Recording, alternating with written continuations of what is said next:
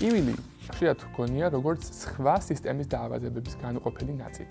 თუმცა ხშირად მას სჭირდება ინდივიდუალური მიდგომა. მოდით დღეს გავიგოთ ტკივილის მედიცინის სესიის ხელმძღვანელი ზაზა კაცარავასგან და ჩვენი უცხოელი სტუმრის მიქალს არონსისგან, რომელიც არის ლატვიის ტკივილის სწავლის ასოციაციის პრეზიდენტი, თუ რა არის სიახლეები ამ დარგში. მოგესალმებით, დიდი მადლობა რომ ხართ ჩვენი სტუმრები. Thank you to being our guests. პირველი კითხვა, რაც არის ტკივილის მედიცინაზე ვსაუბრობთ დღეს და უნდა გკითხოთ, რამდენად ეთმობა საქართველოში ამ დარგს ყურადღება? საქართველოში ჩემი აზრით და ჩემი როგორც მე ვიცი, არ არსებობს ლიცენზია ტკივილის სპეციალისტის. საქართველოში არ არის აღწერილი რას შეიცავს ქრონიკული ტკივილის მკურნალობა, ვის შეუძლია ამას უმკურნალოს, ვის რა უფლება აქვს და რა განათლება არის ამისთვის საჭირო. და ისიც არ არის ჩადებული საქართველოს დაფინანსების სისტემაში, თუ თქვათ ქრონიკული ტკივილის პაციენტის მულტიპროფილური მკურნალობა როგორ უნდა დაფინანსდეს და ვინ უნდა გააკეთოს ეს თქვათ ამბულატორიულად უნდა მოხდეს, შეიძლება ძალიან საინტერესო იყოს საქართველოსთვის დღის კლინიკის ოფცია. და იმიტომ უფრო იაფი იქნება, ვიდრე ვთქვათ მისი სტაციონარული მკურნალობა. აი ეს ყველაფერი მე მგონი მოსაგვარებელია. და სწორედ ამიტომ ვიფიქრეთ, რომ დღევანდელი სესია დაგვეთმოთ ზოგადი ტკივილისთვის და ეს იყოს საწყისი აი ამ ხანგრძლივი პროცესის, რომელიც ერთად უნდა გავიაროთ ჩვენ. თქვენი გამოსვლის თემა ეხება ხერხემლის ტკივილის ინვაზიური გზებით მართვას. საქართველოში ხშირად გგონია, რომ ხერხემლის ტკივილის მართვა არის ორნაირი. თუ ის ნაკლებად პრობლემურია, არის მედიკამენტური ან ინექციების მხრივ, ხოლო თუ ის ძალიან პრობლემურია, მაშინ პირდაპირ ქირურგიას განვიხილავთ. რა არის ეს რუხი ზონა, სადაც არსებობს სხვა თანამედროვე ინვაზიური მართვის მეთოდები ამ ტკივილის? First of all, thank you for invitation. უპირველეს ყოვლისა, მადლობა მოწვევისთვის. ძალიან მიხარია, რომ საქართველოში ვარ, ამ თბილ ქალაქში, თბილისში. თქვენს კითხვას ცოტა სხვა კუთხით უნდა შევხედოთ. ტკივილი სამ ეტაპად უნდა დავყოთ: მწვავე, ქვემწვავე და ქრონიკული. მწვავე და ქვემწვავე ტკივილს აგრესიულად უნდა ვუმკურნალოთ, რომ ტკივილის ქრონიკულ ფორმაში გადასვლის პრევენცია მოვასწროთ. მკურნალობაში სხვადასხვა სპეციალისტი ერთვება.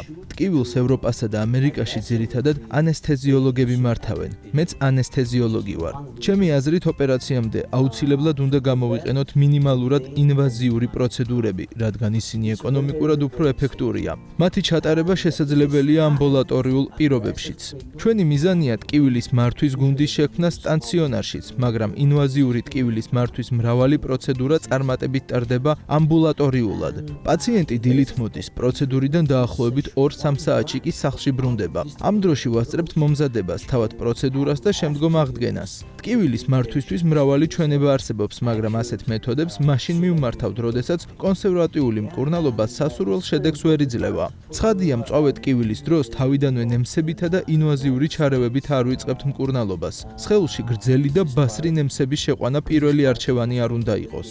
მინდა ერთი პატარა შეკითხვა დაგისვათ, შეიძლება ცოტა დილეტანტურად ჟღერდეს, მაგრამ მაინც მაინტერესებს, რომ ამაზეც მოვიკვლიო უფრო მეტი. ტკივილი ხშირად არ არის ის, რასაც მარტივად გავზომავთ და შეიძლება პაციენტები გეუბნებოდნენ, რომ ტკივილი ძალიან ძლიერია, ან ადამიანებს შეიძლება რაღაცა ტკიოდეთ, მაგრამ ზუსტად მისი ამოცნობა ყოველთვის ვერ ხდება. ამიტომ საინტერესოა, როგორ ზომავთ ტკივილს?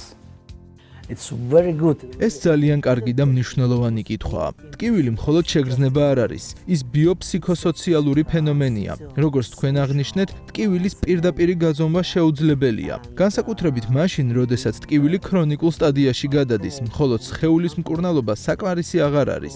საჭიროა ტვინის, ემოციური მდგომარეობისა და ზოგადად ადამიანის ფსიქოლოგიური მდგომარეობის გათვალისწინებაც. ეს საკმაოდ რთული და მრავალმხრივი მდგომარეობაა. მიუხედავად ამისა, ტკივილი შეფასება შეგვიძლია.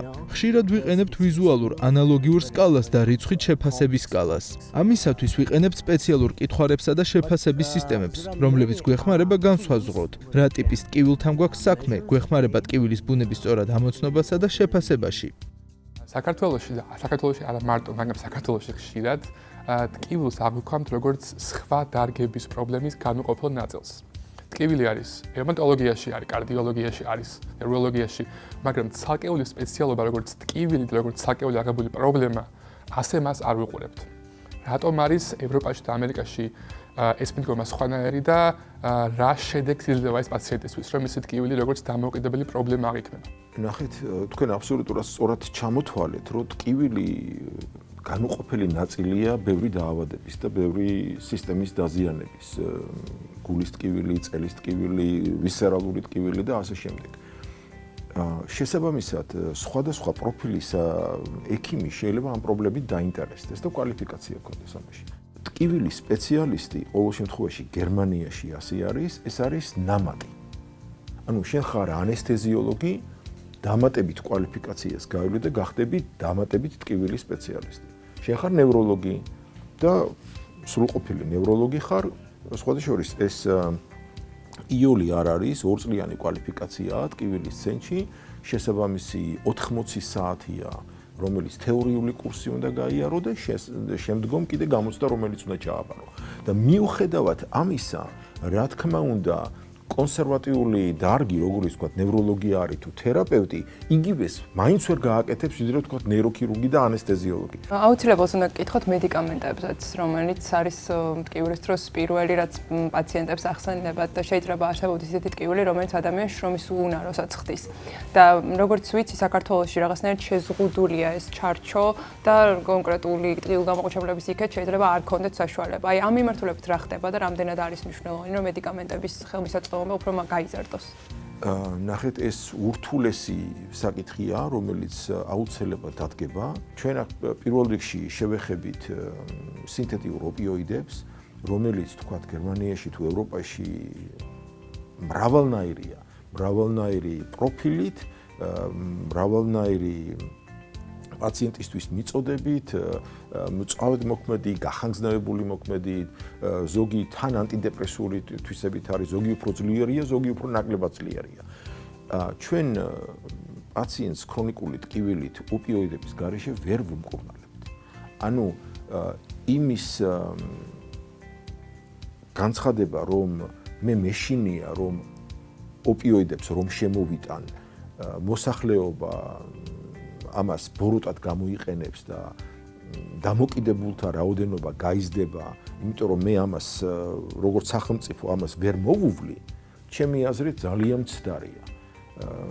ასევე უნდა შევეხოთ პალიატიურ მედიცინას, რომელიც საქართველოში კარგად არ არის განვითარებული და რომლის მკურნალობას ტკივილი მისი განუყოფელი ნაწილია. აქაც აუცილებელია, რა თქმა უნდა, ოპიოიდები და რა თქმა უნდა, რომ მარტო მორფის ქონა, რომელიც საავადმყოფოში შეიძლება ავადმყოფს მიეწოდოს, საკმარისი არ არის. პალიატიური მედიცინა სწორედ იმას გულისხმობს, რომ პაციენტი თავის სახლში უნდა გარდაიცვალოს და რაც შეიძლება მეტი საკუთარ სახლში გაატაროს თავის გარემოცვაში და რაც შეიძლება ნაკლებად დაჭირდეს საავადმყოფოში მისვლა. და ბოლოს რაც მინდა რომ დავაზუსტო, ტკივილის მართვაზე ხშირად ვფიქრობთ კიდევ ერთხელ მედიკამენტურ მკურნალობაზე, ან სხვა ტიპის ინექციებზე, მაგრამ რა როლი აქვს დღესდღეობით რეაბილიტაციას ტკივილის მართვაში?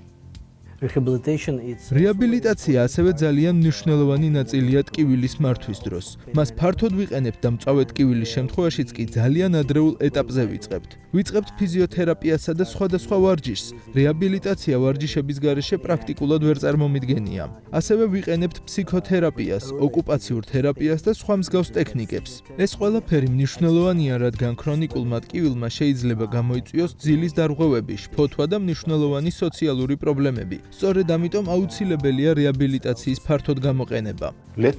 ნება მომეცით ერთი მნიშვნელოვანი რამ დავამატოთ ჩვენი კარგი მეგობრის, დოქტორ მაროსის შესახებ. ის ტკივილის მართვის ერთ-ერთი ყველაზე ცნობილი სპეციალისტია მთელ ბალტიის რეგიონში. მან მთელი გულით დაგვითმო თავისი დრო და რაც კიდევ უფრო მნიშვნელოვანია, დათანხმდა, რომ ქართველი ექიმები თავის კლინიკაში მიიღოს და მათ გამოცდილება გაუზიაროს. დიდი მადლობა ამისთვის.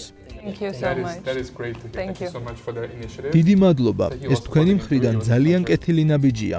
ძალიან დიდი მადლობა.